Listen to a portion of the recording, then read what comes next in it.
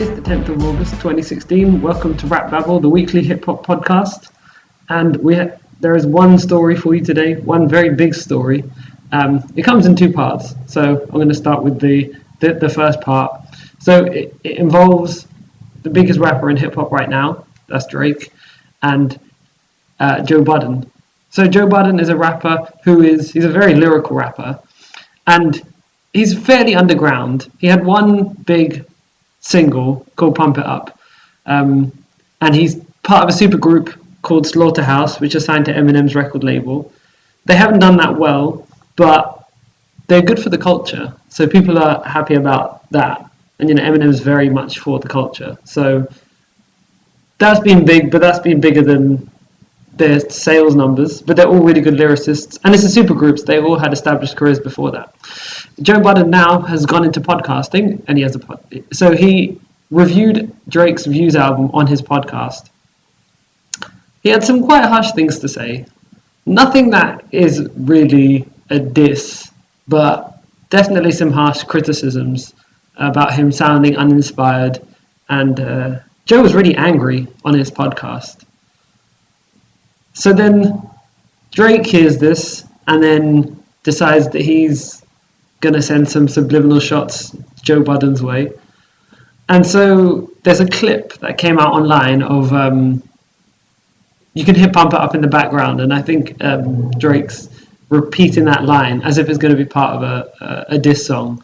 And when that leaked onto the internet and Joe Budden thought, uh-oh, Drake's getting ready to diss me, then he just decided to go for it full throttle, and he put out 4 diss tracks up to now. Although the problem with Joe Budden's side of it is Drake didn't actually put the diss out, firstly, and secondly, he seems like a bit of an obsessed girlfriend at the moment, or someone someone who's not in a relationship but is still obsessed with the person, because he's put out 4 diss tracks before Drake even put his out, and he's claimed that he's trying to get ahead of the game, but it just doesn't make him look good to spend so much time. And he's talking about him a lot. There are quite a few interviews. I mean, this has been good publicity-wise for Joe Budden. I just don't think either of them should have entertained this at all. This has been a big waste of time, and I don't enjoy this story. But it connects to the next part. So that's part 1, and it does make you realise that a lot of people are coming for Drake. He half started this one himself, so he could have just ignored. I mean, Joe Budden didn't actually say anything bad to him, so he could have ignored it, and he decided not to. So he's partly responsible for that as well. But then what happened next was really, really interesting and really telling about one person in particular. So I listened to a lot of Hot 97, and one day Drake was doing the Madison Square Garden tour. So he was in New York for 4 days at the beginning of his Summer 16 tour. He's touring with Future to promote Views and What a Time to Be Alive, that album from last year. So they haven't toured for it yet. It's a great album. And then Ebro, I don't know if he was actually talking to him or not, but on the radio, he said that he questioned Drake in a private conversation, he questioned Drake about whether, about the Joe Budden beef.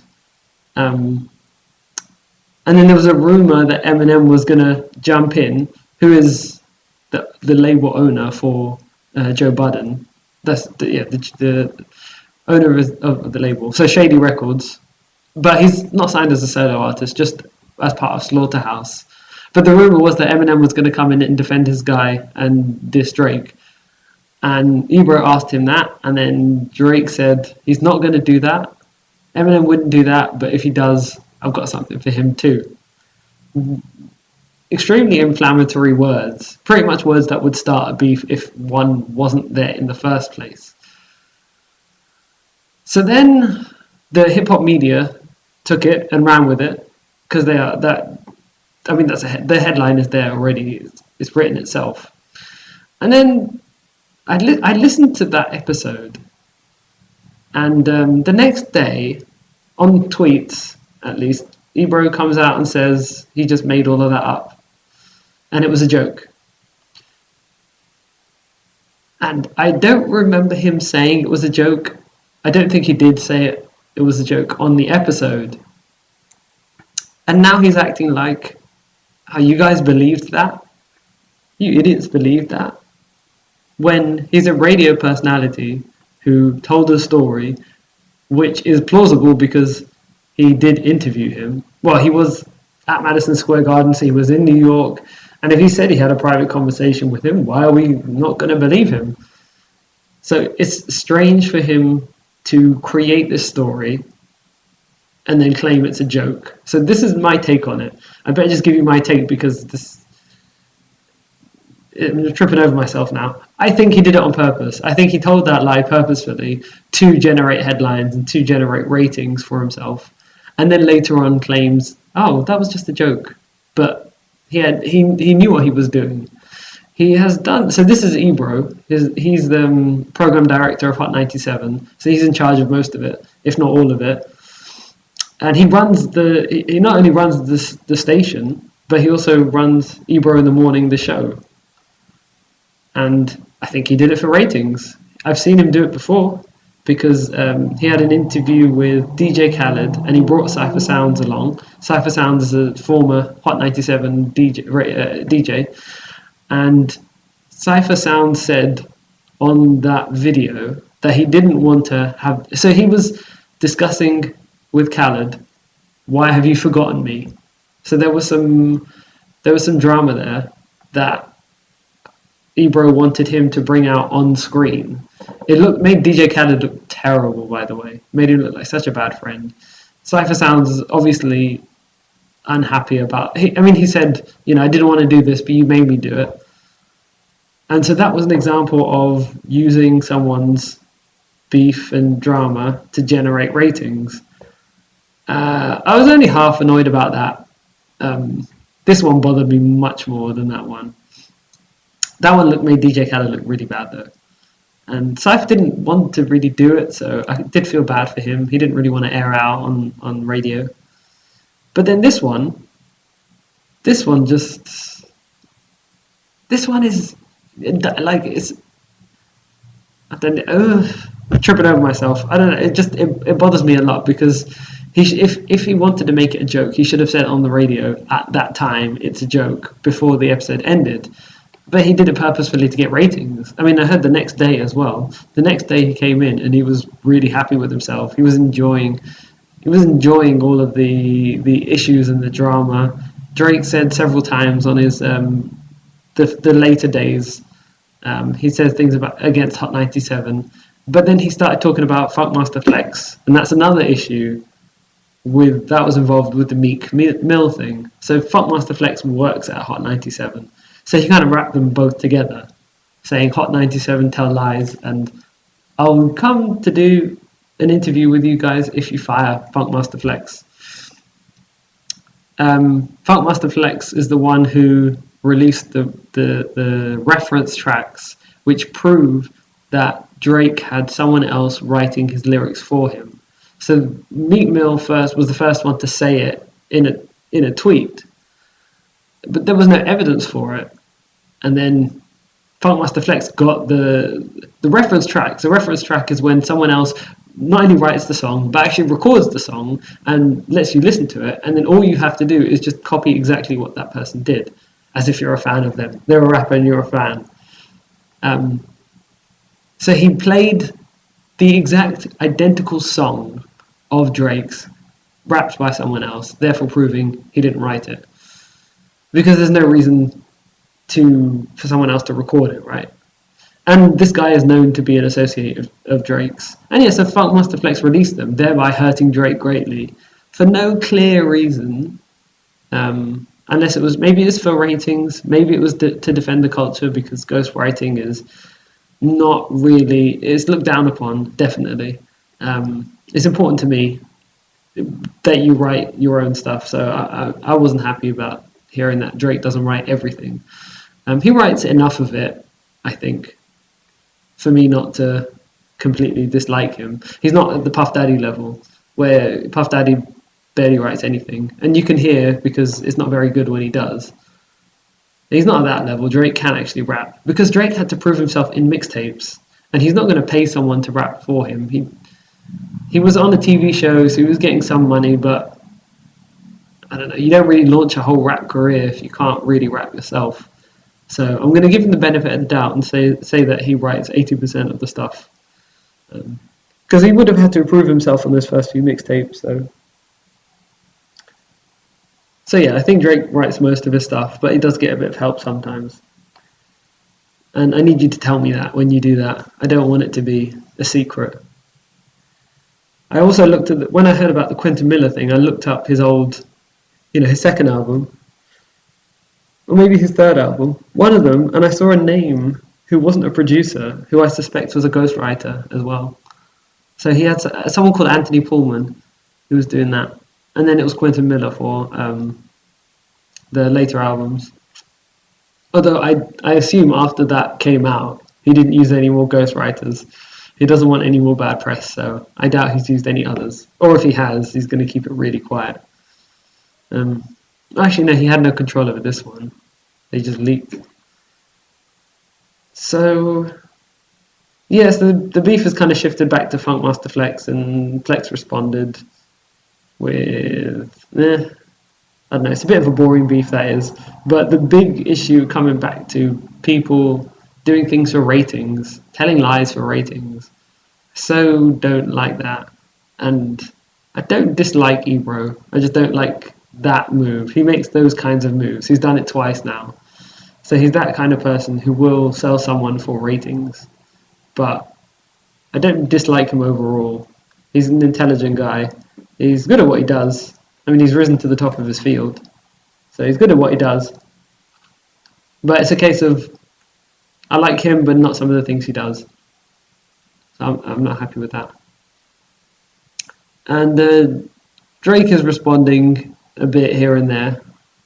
On stage at the concert, he's mentioned a couple of times. I just hope this dies down, and that will be it. I guess I've run out of things to say on this. I had a lot to say before, and it was all based on the principle of telling lies, and you know what you're doing it purposefully, and don't act like it's a whole joke. And the others are doing it too. I guess they have to because he's the boss, but they're also saying like, it was a joke, but they have to say that. They can't say the truth. The truth is, we did that on purpose to get ratings. He has been happy that he's getting a lot of attention for Hot 97. And there comes a point where you merge with the station completely. Like, he's so far into it that he and the station are one. It seems like it's part of his identity because he's loving all the attention that he's bringing to Hot 97.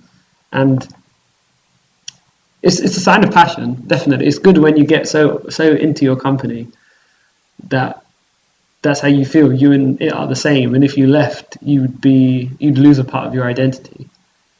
So that's good on one side, but you gotta have some principles.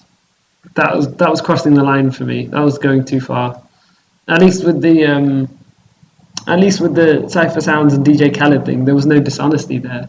It was profiting from beef, but which I'm not happy with. But there were no lies there. This one, there was a complete lie.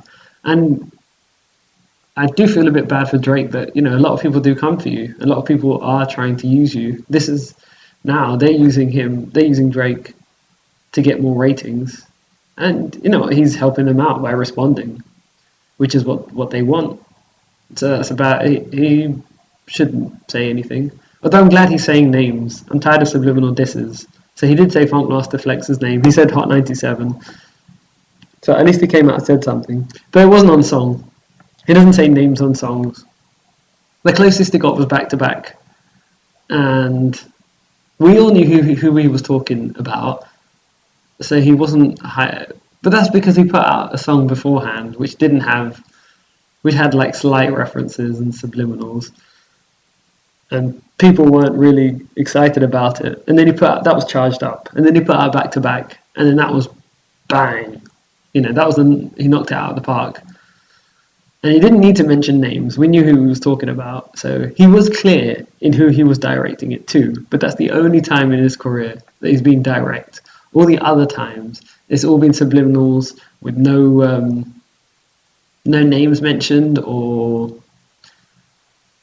not. Sometimes it's not even enough to pin it on the person. Like, it could go either way. Usually you know who it is, but it's not direct enough.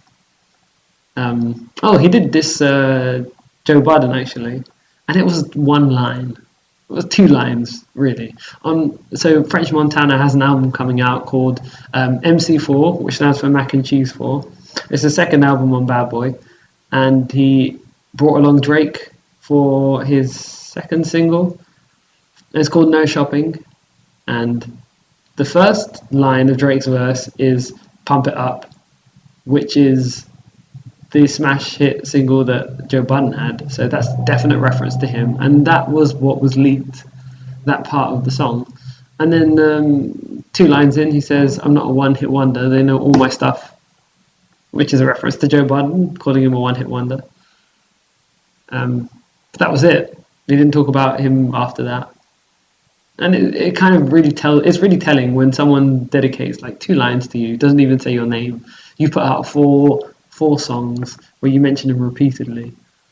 It's definitely a sign of power when you don't feel you have to respond, and you don't give them too much attention, And I go back to relationships as well. When one person's really, really eager for the other person, there's a power dynamic there, where one person's not giving you a lot of attention and they have the power, and one person's very eager and they have no power and they're trying to get your attention and they want you to come back at them. I think Joe Budden would like nothing more than a diss track back. In fact, I'm not really sure what his motivation is. It's not clear, because he's not trying to get ratings as such. Because the podcasts don't really make money and ratings aren't important, and he's a rapper mostly. So it might be more down to principles, and it might be down to just he's not happy with how he's doing things. I think he has mentioned that he wants him to come out and rap. He wants him to just solidly rap, because Joe is a lyricist. So maybe he's trying to inspire him to throw a proper diss at him, which I don't really want, because they don't have a proper beef. I don't want diss tracks for people who don't have real beef. So at least with Meek Mill and Drake, he scarred him properly with the ghostwriter allegations, or truths, let's say. But I don't want a Joe Budden diss. There'd be no point. There's no fire there. It won't feel good if he dissed him. There's no point. It's boring. That's why I wanted to talk about. That's why I spent most of this episode talking about the Ebro thing, because that's an interesting story. Because there you have lies. Anyway, that's everything for this week. Just the one story, because not a lot happened this week. It's been a bit of a quiet week, and there was a lot to tell. This episode's already run into 18 minutes. It's longer than a lot of the other ones, which have gone for 10 minutes with only 3 stories. If you'd like to be a host on the show, email us at rapbabble@gmail.com. Like us or subscribe to us, even better, on Facebook, SoundCloud, YouTube, and Audio Mac. And I'll be back next week with another episode full of news. See you next week.